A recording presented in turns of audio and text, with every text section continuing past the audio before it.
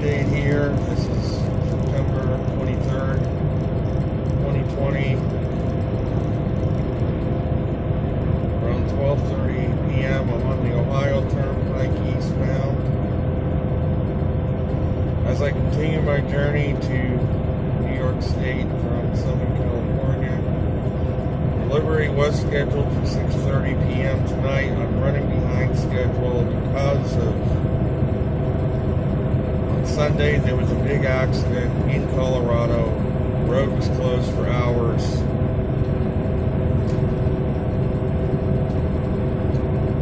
But they want me to make this delivery tonight. I am still a good solid 8 hours away, not including half-hour break I have to take, and I will have to go over likely on my 11 hours to make it. But if I don't make it there tonight, they will not be able to get me in till October 2nd, supposedly.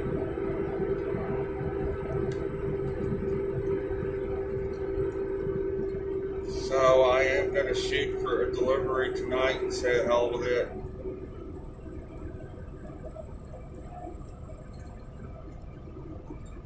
Hopefully I won't have to go over by much, but I might have to a little bit to make this delivery tonight. I have 7.5 hours remaining. And I got and if I do, I will go over less than an hour. Given the circumstances, though, of them making me have to sit on this till October 2nd, which is 9 days away still. They would keep me sitting on this for 9 days if I don't make it there.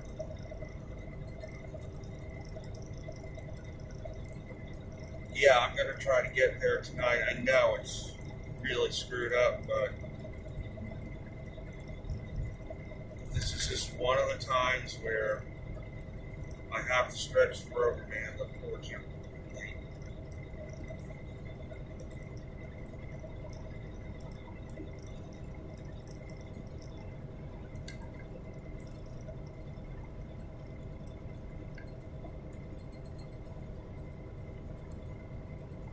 Now, I did call the facility up. They told me to check in tomorrow morning. They conveyed to me that there would be no problem, but I don't know.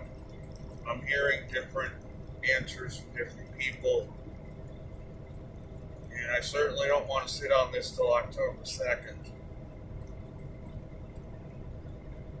Or run the risk of that, even.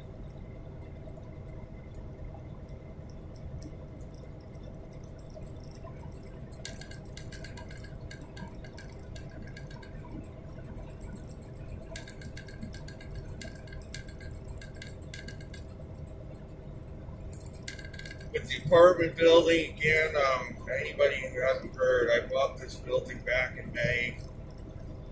Spent $44,500 cash on it. It turned into a total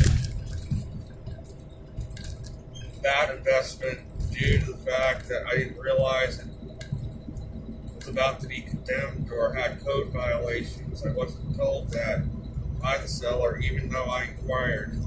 He lied about the condition of that building to me to get it off his hands. And so I'm stuck now trying to figure out what I'm going to do here with this building.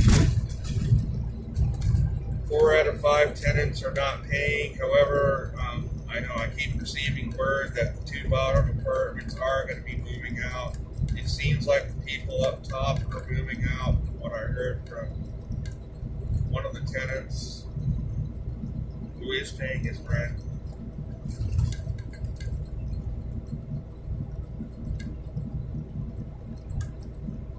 I'm trying to get a hold of the town manager to see when the building, when they want it shut down, so I could give notice to the remaining tenants that they need to leave.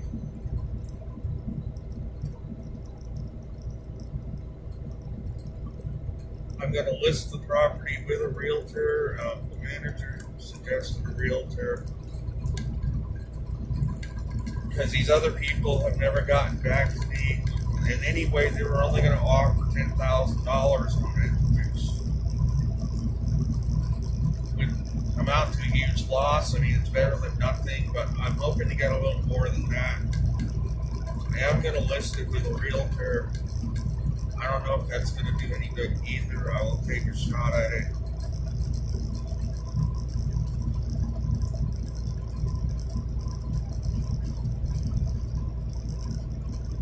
I am going to record this as a loss on my tax return for this year. It will save me money on my tax bill next year for sure.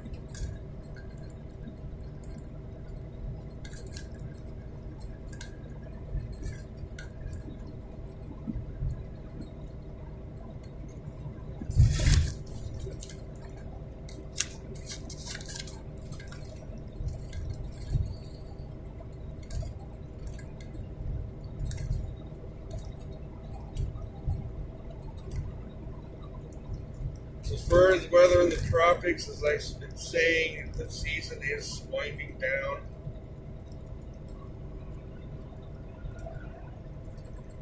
And they are in desperation naming storms that should not even bear names at all. 2 additional storms in the Atlantic have been named, which were jokes. The one in the Gulf, which they tried so hard to fire up, it didn't work. Probably didn't work because, as I said before, there have been so many systems that have moved over the Gulf that all the energy has been taken out of there. So they first tried to fire up, it would split up kind of into 2 sections, the system of the Gulf. Well, it was originally moving toward Mobile, Alabama, as I said, and then they tried to fire some energy to nudge it to the west. That didn't work. So they just shot a whole bunch of energy between Houston and Galveston, desperately fired a whole big load of energy right at that spot just to try to get it to rain in Houston so that they could say a tropical storm hit Houston. I looked on the satellite, there was nothing really there. There was a very weak circulation eddy in the atmosphere, which would definitely not be a tropical storm. They fired a bunch of energy at it between Galveston and Houston to try to enhance the rainfall in that area so that they could say a storm actually hit. Because before that, there was nothing there. There was nothing going on in Texas anywhere. And Texas would not have gotten anything had it not been for that shower of energy that they threw there. They are using technology to enhance these weather systems. I'm more convinced than ever.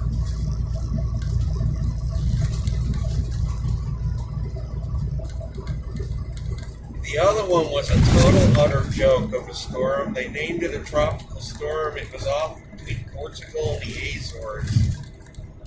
And it was an area of low pressure that was a normal, ordinary low pressure with a little bit of subtropical convection. It wasn't even tropical, really, and they put a name on it.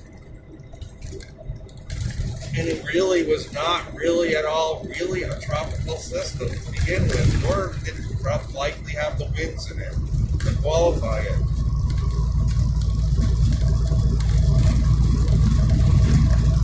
Hurricane Teddy ended up missing Bermuda. It curved at the last minute north and went just to the east of Bermuda, so Bermuda did not take a hit from Teddy. However, they were trying to say it was going to move into Nova Scotia. And as I predicted, well, as soon as it got past Bermuda, it lost its tropical characteristics. It merged with the front and created a low pressure area that bombed out just south of Nova Scotia. It's not a tropical system, though. It lost its tropical characteristics as soon as it got past Bermuda. Of course, they said it was still a hurricane. It wasn't. It hit Nova Scotia as, I think, western Nova Scotia. It kind of curved back to the west as it moved north. And by the time it got south of Nova Scotia, it had completely lost its tropical characteristics. It was overfilled with water, and it turned into an intense regular area of low pressure that was emerged for the front. So it brought a lot of wind and rain to the eastern Canada, but it was not a hurricane. It was not a tropical weather system. By the time it got there,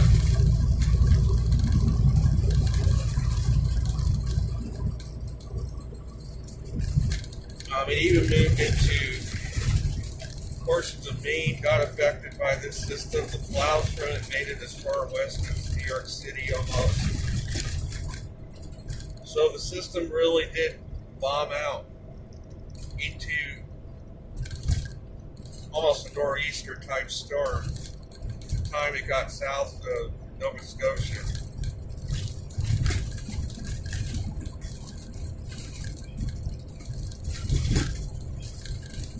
They did name a system in the eastern Pacific, and I question whether that actually is a tropical storm. It doesn't appear to be on the satellite, but it is a weather system well off Baja California, about 700 miles southwest of Cabo San Lucas, moving to the west.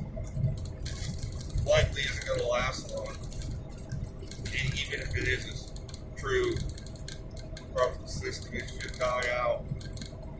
Atlantic, there's nothing else really to talk about. It's clear throughout. There's not really much coming off Africa. It seems like, again, as I said, the season is beginning to wind down.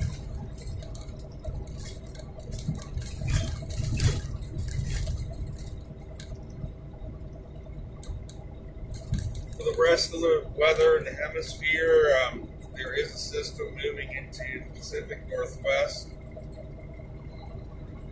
It's going to bring some heavy rains and snows to the mountains and end the fire season once and for all out there.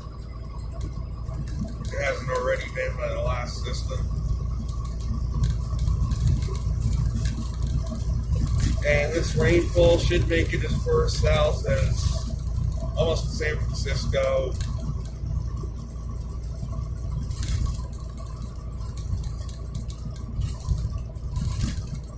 So that is a pretty big system. It is connected with a much bigger low moving to the Gulf of Alaska. That should be coming onshore of British Columbia for the next couple of days. But it is dragging down a huge front.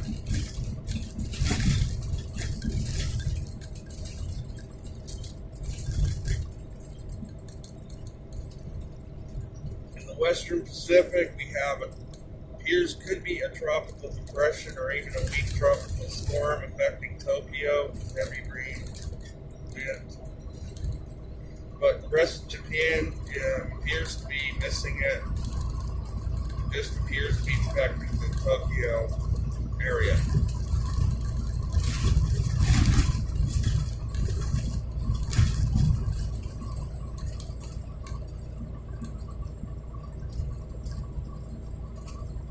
Weather in the southern hemisphere is coming into spring. However, New Zealand has been getting bouts of more snow, chilly weather, especially the South Island. Australia, there's still a low spinning southwest of Tanzania, bringing some chilly air to that region.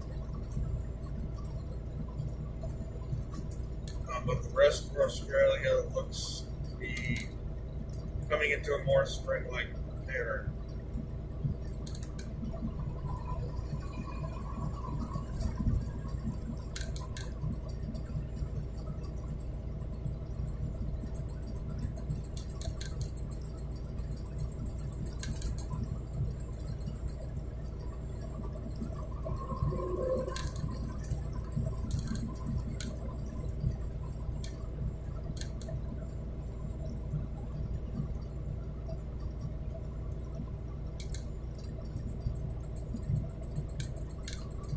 So that is going to be it for this video. I will be back soon with another update. I hope you enjoyed this discussion.